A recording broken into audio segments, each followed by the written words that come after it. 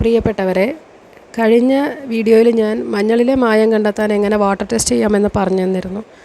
അപ്പോൾ ആ വീഡിയോ എടുത്ത ആംഗിളിൽ ശരിയായി അത് വിസിബിളായില്ല. അതുപോലെ ചില വീഡിയോകളിൽ വെള്ളത്തിലേക്ക് മഞ്ഞളിടുന്നു, മഞ്ഞളിലേക്കല്ല വെള്ളം ഒഴിക്കുന്നത് എന്നൊക്കെ ഡൗട്ട് വന്നിരുന്നു. അപ്പോൾ അതിനുള്ള മറുപടിയുമായാണ് ഇന്ന് ഞാൻ വന്നേക്കുന്നത്.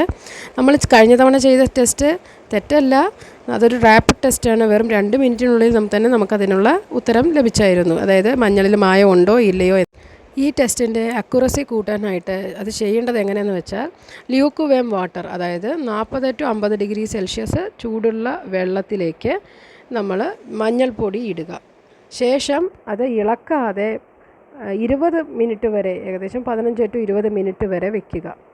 അപ്പോൾ ഇതുപോലെ കളർ ഡെവലപ്പ് ചെയ്യുവാണെങ്കിൽ അതിനകത്ത് ഡൈകളുണ്ട്, ഇല്ലെങ്കിൽ അതിൽ ഡൈ ഇല്ല എന്നാണ് അതിൻ്റെ ശരിയായ അനുമാനം.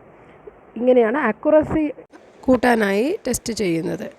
ചുരുക്കത്തിൽ, മഞ്ഞൾ വെള്ളത്തിലേക്ക് ഇട്ടാലും വെള്ളം മഞ്ഞളിലേക്ക് ഒഴിച്ചാലും കളറ് വന്നാൽ കേട് നമ്മളുടെ ഈ ശരീരത്തിനാണ്.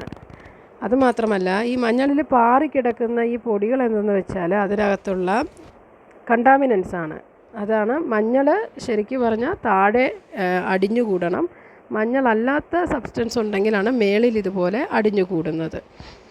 അതാണ് ഇതിൽ ഇപ്പോൾ ചെയ്യാൻ പോകുന്നത് പാം ടെസ്റ്റ് എന്ന് പറഞ്ഞാൽ, നമ്മളുടെ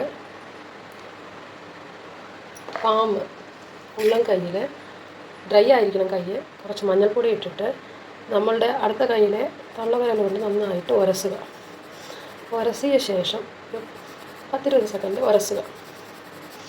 ഉരസിയ ശേഷം ഈ മഞ്ഞൾപ്പൊടി നമ്മൾ താഴേക്ക് കളയുക. അപ്പോൾ നോക്കൂ, കയ്യിൽ ചെറിയൊരു മഞ്ഞക്കളറുണ്ട് അല്ലേ? ഇത് കഴുകി നോക്കുക, പോകുന്നുണ്ടോ ഇല്ലയോ. ഇത് നോക്കിയേ, അത് ഏകദേശം പോയി അല്ലേ? അങ്ങനെ പൂർണ്ണമായും പോയിട്ടുണ്ടെങ്കിൽ അതൊരിക്കലും ഒറിജിനൽ മഞ്ഞളല്ല. അതേസമയം ഇവിടെ നോക്കൂ, ഒറിജിനൽ മഞ്ഞളാണെങ്കിൽ മഞ്ഞളിൻ്റെ സ്റ്റെയിൻസ്, കറ നമ്മളുടെ ഉള്ള കയ്യിലുണ്ടാവും. അത് കാരണം എന്താണെന്ന് വെച്ചാൽ, മഞ്ഞളിൽ നാച്ചുറൽ ഓയിൽസ് എന്ന് പറയുന്ന ഓയിൽസ് ഉണ്ട്.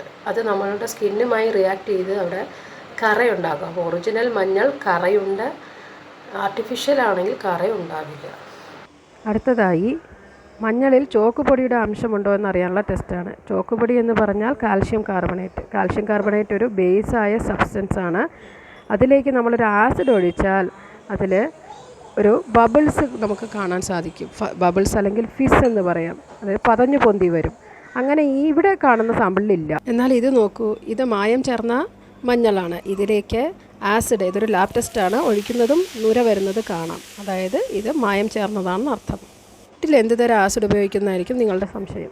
നമ്മൾ വീട്ടിൽ ഉപയോഗിക്കുന്ന വിനാഗിരി അല്ലെങ്കിൽ സുർക്ക, ഇത് ഒരു നല്ല ആസിഡാണ്. അതിൽ അസറ്റിക് ആസിഡ് ഉണ്ട്.